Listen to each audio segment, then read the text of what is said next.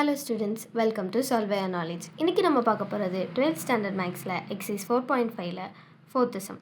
Prove that tan inverse of 2 by 11 plus tan inverse of 7 by 24 equal to tan inverse of 1 by 2.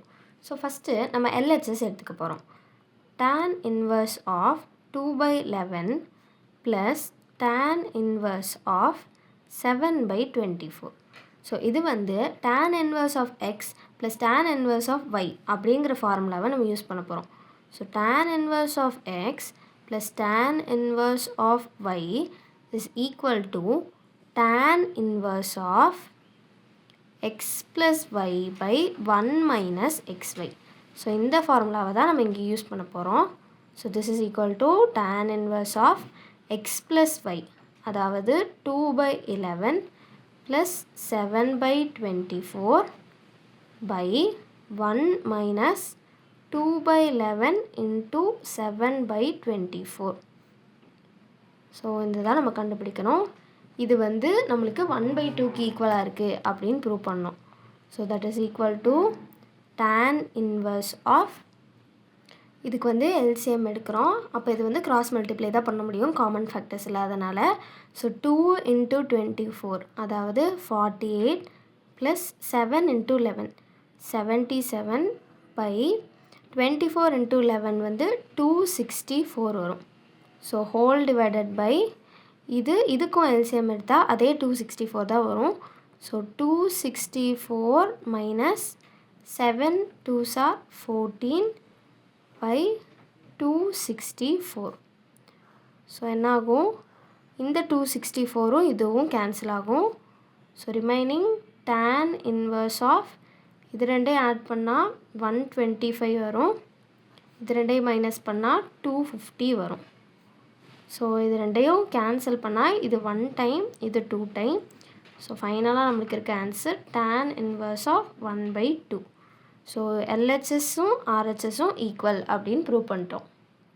Second subdivision, sin inverse of 3 by 5 minus cos inverse of 12 by 13 equal to sin inverse of 16 by 65. So இதுக்கும் நம்ம LHS first எடுக்க போகிறோம். sin inverse of 3 by 5 minus cos inverse of 12 by 13.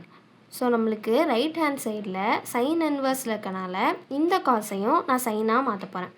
அப்போ sin inverse of 3 by 5 minus இந்த cos இன்வர்ஸை sign இன்வர்ஸாக மாற்றுறக்கு நம்ம வந்து ஒரு reference triangle எடுத்துக்கிறோம்.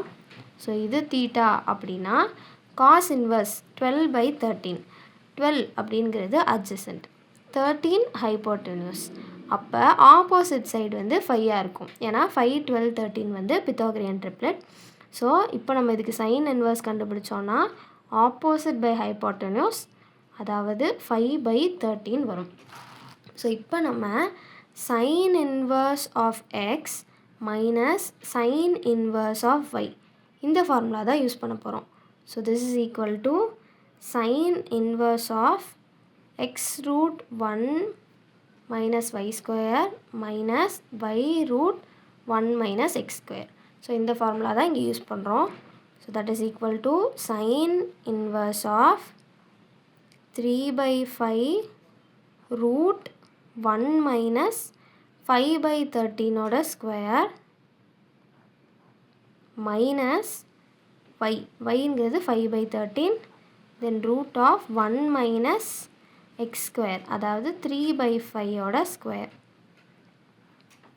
So this is equal to sine inverse of 3 by 5 root 1 minus 5 square என்ன 25 by 13 square 169 minus 5 by 13 root 1 minus 3 square 9 5 square 25.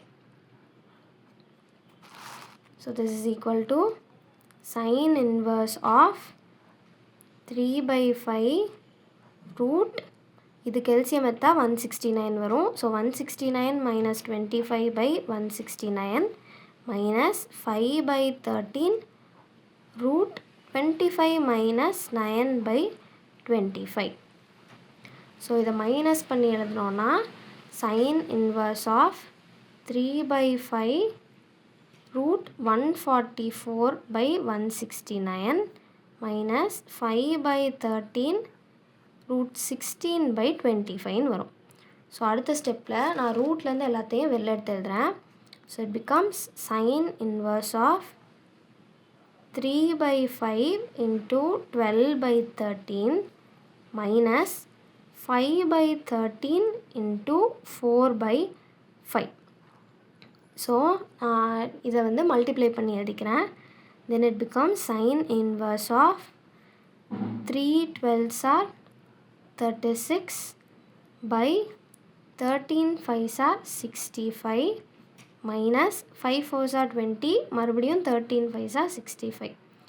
So இதோட answer என்ன? நம்மளுக்கு common டினாமினேட்டருங்கிறனால numerator நம்ம மைனஸே பண்ணிக்கலாம்.